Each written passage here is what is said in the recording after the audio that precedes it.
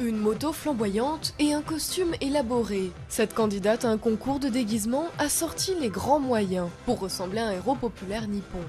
Venu du Japon, le cosplay, l'art de s'habiller comme des personnages de dessins animés, fait des émules à Hong Kong. Pari réussi pour cette fan, elle remporte la compétition pour la 6e fois. J'aime faire des travaux manuels comme fabriquer des vêtements. Avec le cosplay, je peux laisser libre cours à mon imagination. Son placard est rempli de ses créations. En 15 ans, elle s'est glissée dans la peau de plus de 600 personnages. Et elle n'est pas la seule. De plus en plus de Hongkongais sont séduits par cet art haut en couleur.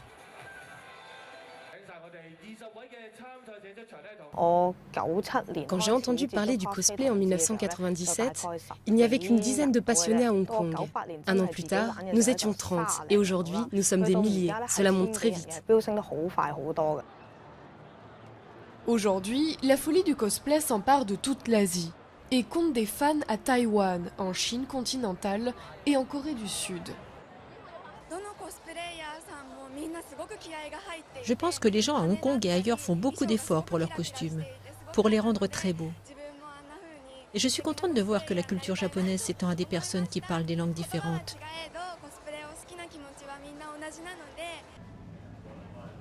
Henry Chan a ouvert sa boutique de cosplay avec des amis en 2008. Depuis, le nombre de ses clients a triplé. Comptez 100 € pour un costume sur mesure, une perruque et des chaussures, le double avec des accessoires.